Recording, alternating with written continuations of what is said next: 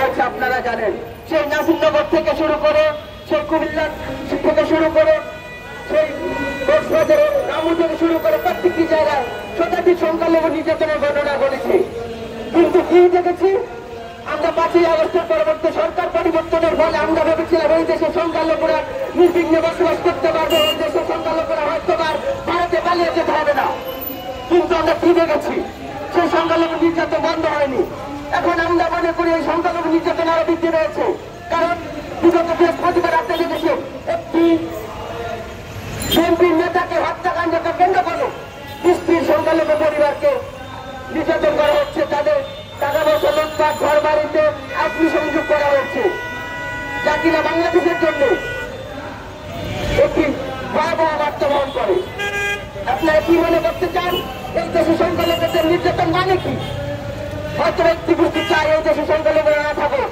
কারণ আপনারা দেখেছেন 1971 সালের পরবর্তীতে এই দেশে সংখ্যালঘুরা ছিল 23%, কিন্তু আজকে সংখ্যালঘুদের পরিমাণ মাত্র 8%। দেশ থেকে আগে নেমে আসার কারণ কি? স্বাধীন দেশে কেন সংখ্যালঘুরা বেড়ে যাচ্ছে, কেন সংখ্যালঘুরা ভারতমুখী হচ্ছে? কারণ কি? তারা কি মনে করে? তারা মনে করে কি বাংলাদেশ কমিশন, বাংলাদেশ সরকার তাদের নিরাপত্তা দিতে ব্যর্থ হচ্ছে। কারণ আমরা দেখেছি গত বৃহস্পতিবার রাতে 3-4 ঘন্টা ধরে চলে সংখ্যালঘুদের বাড়ি ঘরে হামলা, লুটপাট, অগ্নিসংযোগ।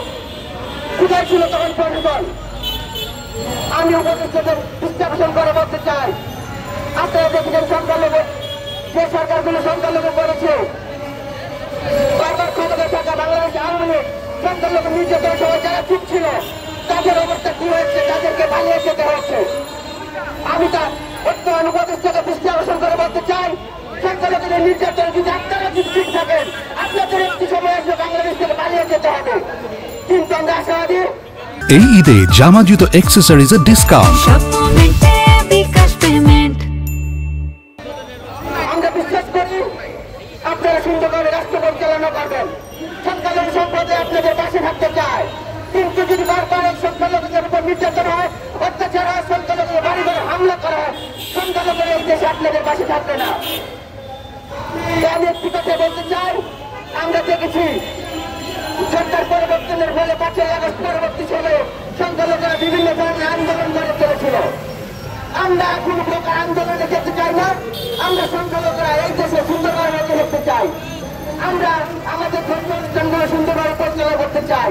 আমরা আশা করি বর্তমানে উপদেষ্টা যারা রয়েছে এবং বর্তমানে প্রশাসন যারা রয়েছে তারা সংখ্যালঘুদের পাশে থাকবে।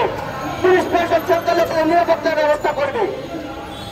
আমরা এই অবদানকে নিরাপত্তাহীনতা দেখেছি।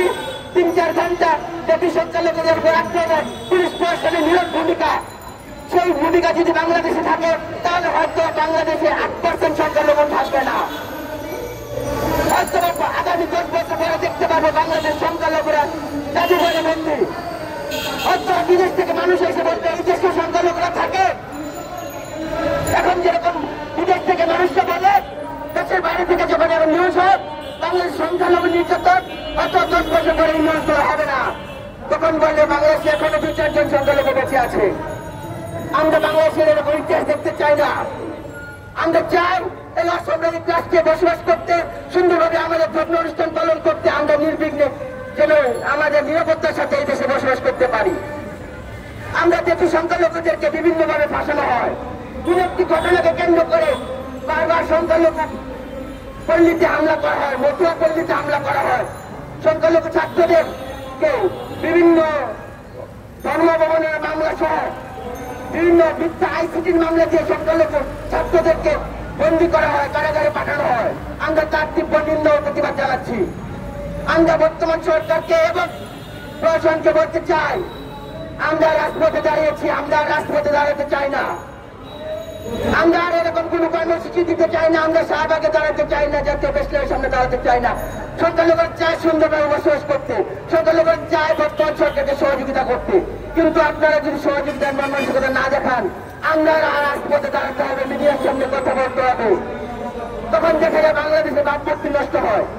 বাংলাদেশে ভাবমূর্তি নষ্ট হওয়ার জন্য আমরা মনে করি আপনারা দায়ী।